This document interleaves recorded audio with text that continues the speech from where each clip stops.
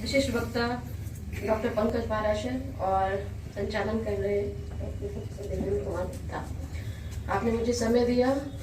समय का मैं बिल्कुल ध्यान रखूंगी। आज के शोध पत्र का जो मेरा शीर्षक है, विषय है, वह जिंदगी नामा उपन्यास में निरूपित लोकगीतों का सामाजिक सांस्कृतिक पक्ष। हालांकि मैंने इस पेपर को उनके सारे उपन्यासों के केंद्र में रखकर लिखा था, लेकिन क्योंकि समय कम है तो इसलिए मैंने इसको थोड़ा अभी समय को ध्यान में देकर जिंदगी नामा उपन्यास तक कर दिया है। तो जैसा कि हम सभी जानते हैं कि लोकगीत जो है वो मानव जीवन की अनुभूतियों को विस्तार से अभिव्यक्त करने का एक ऐसा सशक्त माध्यम होता है जिसमें किसी भी स्थान विशेष के सामाजिक एवं सांस्कृतिक परिवेश की पूर्ण अभिव्यंजना साकार होती है। और ये लोकगीतों का जो इतिहास है वो इसकी जड़ें बहुत गहरी हैं, बहुत पुरानी हैं, और कहाँ से शुरू हुई इसके बारे में कहना बहुत मुश्किल है।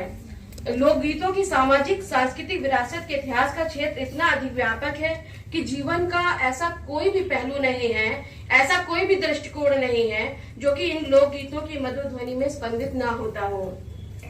और शायद यही कारण है कि लेखिका कृष्णा सोबती ने अपने समकालीन अन्य उपन्यासकारों की तरह,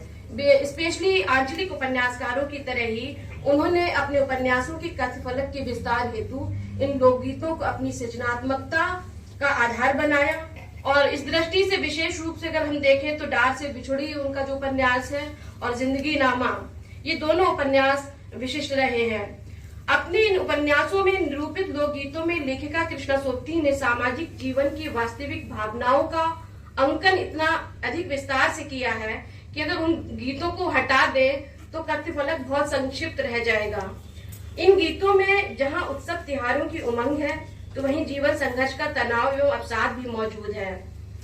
उपन्यासों में निरूपित कई गीतों के पक्ष ऐसे हैं जिसमें स्त्री के संघर्ष एवं अंतर्द्वंद को विशेष रूप से दिखाया है। इस दृष्टि से देखें तो साडा चढ़िया द चंबा नी बाबर असा उड़ जाना, बीबी चंदन दे ओले ओले क्यों खड़ी जैसे गीतों में जहां विवाह के जैसी घटना को, जो एक सामाजिक संरचना है, वो उसको एक दुखद घटना के रूप में उन्होंने चित्रित किया, तो वहीं ये गीत स्त्री अस्मिता के संघर्ष एवं दर्द को भी बयां करते हैं। इन लोकगीतों के माध्यम से व्यवहारिक आवश्यकताओं की पूर्ति के लिए काम का बोझ हल्का करना, तनाव कम करना, और साथ ही साथ उस दुखद माहौल में भी एक मनोरंजन के साथ अपने काम को बहुत सिंसियरिटी के साथ करना, ये हमारे समाज की एक सांस्कृतिक परंपरा रही है, सामाजिक और आर्थिक परंपरा रही है, जिसको इस उपन्यास में के लोकगीतों में हम बखूबी देख सकते हैं। अगर हम जिंदगी नामा उपन्यास की बात करें तो यहाँ जो है पंजाब की आंचलिकता, एक गांव की सीधी सहज जिंदगी की सुगंध से सराबोर ये गीत है। इन गीतों में चनाव और झेलम की धरती पर चमकती मीठी सजरी सुनहरी धूप और बर्फीली पहाड़ की चोटियों को स्पर्श करती ठंडी हवाएं, गेहूं मक्का बाजरे और पीली सरसों से लहलाते खेत,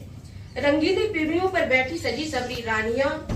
चरखा काटती मोटे खद्दर कपड़ों में लिपटी मेहनत कश महारानियां। देखिए, मेहनत कश महारानियां शब्द का इस्तेमाल वो करती हैं। देवरों को रिझाती नई नवेली भावियां, पीर फकीरों को मनौती करती भोली भाली अल्हड़ औरतें, हर जोतते और ताश की तरह अपने साफी को संभालते मेहनत कर बादशाह, लड़ते झगड़ते बच्चे, बैसाखी लोहड़ी पर थिरकते नाचते गाते लोग, न्याज फातिहा करते, ईद की खुशियां बांटते, मस्जिद की ऐलान पर सुबह उठते और बिना किसी भेदभाव के एक दूसरे के उत्सव व त्योहारों में हर्षोल्लास का रंग भरते। पंजाब की इस विविध रूपी संस्कृति को उन्होंने उनके जो उल्लास में जो जीवन है उसको चित्रित किया। और ये केवल पंजाब की संस्कृति नहीं, पूरे भारत की संस्कृति है, बल्कि कहे कि विश्व की संस्कृति है।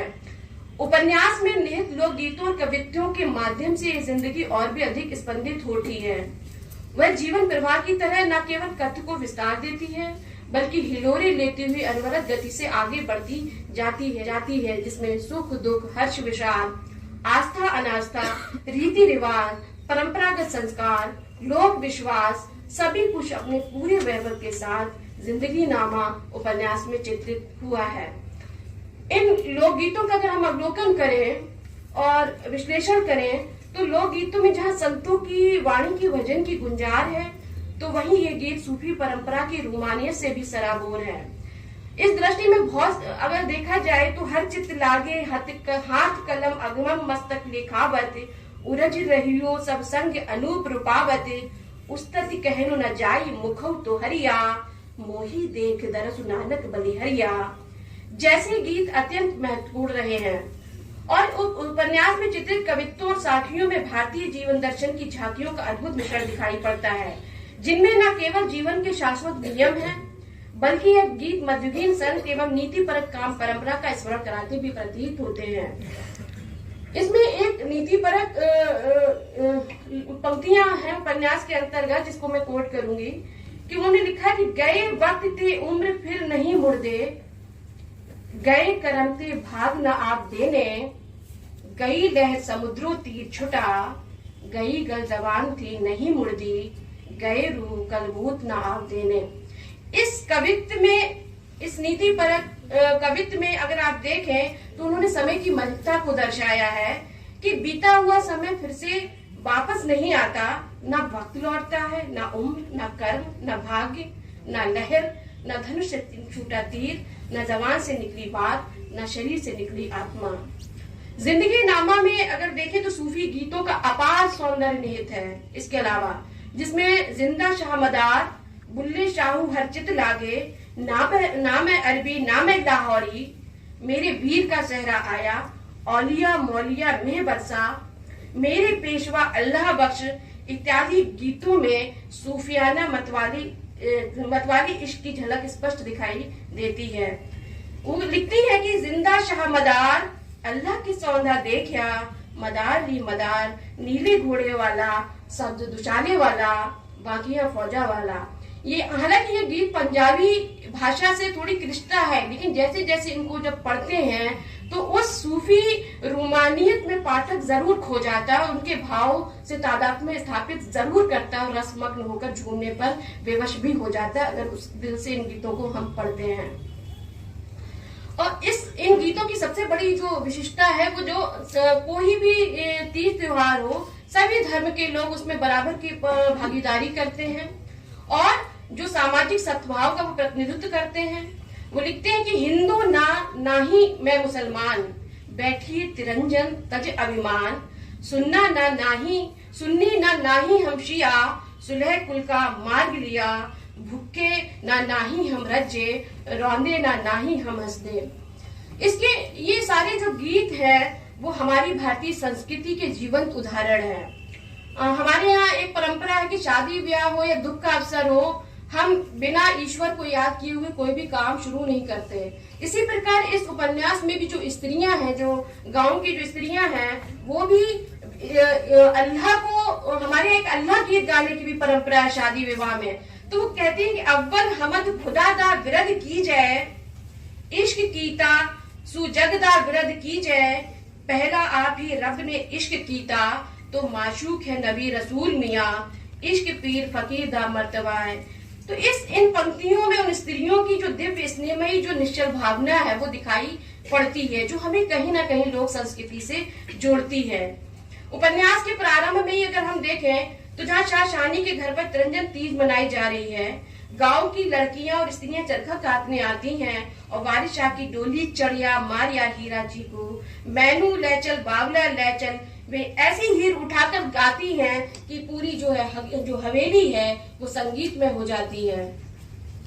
और इसके अलावा बहुत सारे जो है फागुन के गीत, होली के गीत और सावन 12 मासा जैसे गीत भी जिंदगी नामा उपन्यास में हमें दिखाई पड़ते हैं। यहाँ चूंकि समय कम है तो पूरा नहीं कह सकते, लेकिन इसमें जो विशेष रूप से लोहड़ी के गीत बहुत रहे हैं। आएगी भाई आएगी, घर घर लोहड़ी आएगी गीत में, गाँव में घर घर लोहड़ी कम है तो पूरा नहीं कह सकते, लेकिन इसमें जो विशेष रूप से लोहड़ी के गीत बहुत रहे हैं। आएगी भाई आएगी, घर घर लोहड़ी आएगी गीत में गाँव में घर घर लोहड़ी का उत्सव मनाए जाने की का स्वाभाविक वर्णन किया गया है, जिसमें खुले आंगन में उपलो और लकड़ियों के अंबार, कीकर बेरी के गट्ठर, कपास की सूखी मनचिट्ठी, गुड़ की भेलियां, रेवड़ियां, चावल तिरचौली, कच्ची लस्सी के गडुए, मूलियों भरी पक्षियां और उमंग और उल्लास से भरी आधे पूरे घूंघट में सजी सबरी स्त्रियां लोहड़ी के स्वागत में गीत गाती हैं। ढोल की थाप पर लड़कों की टोली के गुंजार पर थिरकते गाते मान मनौती करते लोग हैं। तो इस तरह से इन गीतों के माध्यम से अगर हम देखें तो हमारी इस उपन्यास में लेखिका कृष्णा सोबती ने भारत की ग्राम संस्कृति को अत्यंत विस्तृत फलक पर चित्रित किया है। लोक संस्कृति के इतिहास को संरक्षित रखने का एक प्रयास भी दिखाई पड़ता है इन गीतों के माध्यम से, जिसमें अगर हम देखें इस आधार पर यदि इस उपन्यास को भारतीय ग्राम संस्कृति का जीवंत इतिहास कहा जाए तो मेरे विचार से कोई अन्योक्ति नहीं होगी, क्योंकि किसी भी देश की और समाज की संस्कृति को अगर हमें जानना है तो हमें इन लोक गीतों के माध्यम से उससे जोड़कर हम जान सकते हैं। इस संदर्भ में लेखिका कृष्णा सोबती उपन्यास के पूर्वार्ध में ही संकेत देती हैं, वो लिखती हैं कि इतिहास जो नहीं है और इतिहास जो है वह नहीं जो हुकूमतों और तख्तगाहों में प्रमाणों और सबूतों के साथ ऐतिहासिक खातों में दर्ज कर सुरक्षित कर दिया जाता है, बल्कि वह जो इतिहास वह है जो लोकमानस की भागीरथी के साथ बहता है, पनपता और फैलता है और जन सामान्य के सांस्कृतिक पुख्तापन में जिंदा रहता है। ये जब मैंने उपन्यास को पढ़ा और जब मैंने इन पंक्तियों को पढ़ा तो मेरी रुचि पैदा हो गई और मैंने वाकई मुझे लगा कि इस उपन्यास को पढ़ना चाहिए। 2-4 पेज नहीं पढ़े गए, थोड़ा क्लिष्ट भी लगा, लेकिन जैसे जैसे मैं इस उपन्यास के कथ्यफलक और लोकगीतों और उसकी जो सूफी संगीत की रूमानियत से जुड़ती गई तो मेरा एक अटैचमेंट इस उपन्यास में बन गया और इसलिए मैं और किसी और विषय को नहीं सोच सकी। अगर निष्कर्ष रूप में देखा जाए तो जिंदगी नामा में निहित लोकगीतों का जो भाव वैविध्य है वो जीवन के कई इंद्रधनुषी रंगों से सुसज्जित है, जिसमें